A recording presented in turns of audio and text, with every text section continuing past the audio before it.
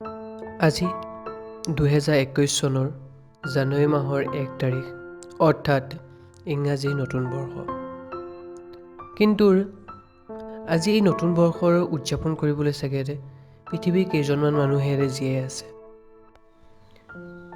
আজি আমাৰ এই পৃথিৱীৰ প্ৰায় সকলোবোৰ ৰাস্তা ঘৰ খালী। দূৰ দূৰলৈ কেৱল আৰু কেৱল নিস্তব্ধতাই বিৰাজ কৰিছে। কিন্তু আমাৰ এই পৃথিৱীৰ এনে পৰিস্থিতি এনেধৰণৰ কেতিয়াও নাছিলে। এইখন এখন সেউজীয়া গছ গছনিৰে ভৰপূৰ, লগতে বিভিন্ন মানুহকে ধৰি বহুতো জীৱ জন্তুৰ বাসস্থান আছিল। কিন্তু আমি মানুহে নিজৰ কিছুমান স্বাৰ্থ আৰু লগতে কিছুমান ভুলৰ বাবে আমি এই সেউজ পৰিৱেশখনক এখন মৰিশালিলৈ পৰিৱৰ্তন কৰিলোঁ।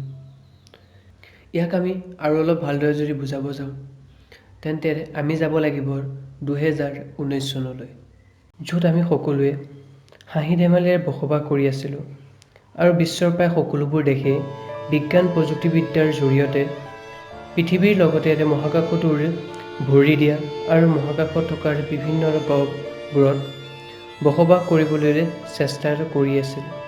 আৰু তাৰ বহু বিপৰীতে কিছুমান এনে দেশ আছিলে যিয়ে নিউক্লিয়াৰ বম, যাৰ জৰিয়তে পৃথিৱী ধ্বংস কৰিব পাৰি, তেনেধৰণৰ অস্ত্ৰ শস্ত্ৰ তৈয়াৰ কৰি নিজকে শক্তিশালী দেখাবলৈ চেষ্টা কৰি আছিল। কিন্তু তাৰ মাজতে আমি সকলোৱে পাহৰি গৈছিলোঁ যে আমি প্ৰতিদিনে পৃথিৱীৰ এই প্ৰকৃতিৰ ওপৰত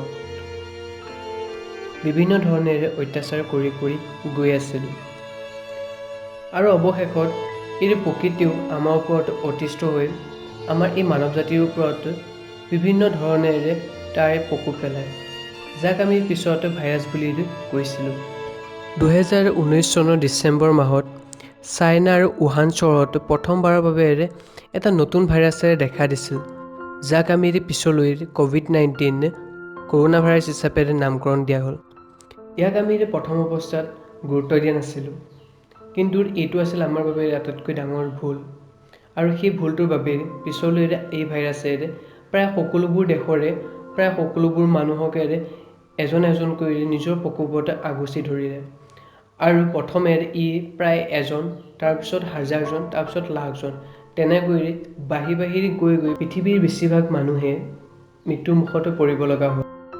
আৰু এনেদৰে চাগে প্ৰকৃতিয়ে তাইৰ ওপৰত কৰা অত্যাচাৰৰ প্ৰতিশোধ আমাৰ সকলোৰে মানৱ জাতিৰ পৰা ল'লে। আৰু এয়াই আছিল মানৱ জাতিৰ ধ্বংসৰ আৰম্ভণি। গতিকে এতিয়া আমি কৰিবলগীয়া আৰু একো নাই। আমি বহুত কাম কৰিলোঁ, যাৰ বাবে প্ৰকৃতিয়ে বহুতো দুখ পালে।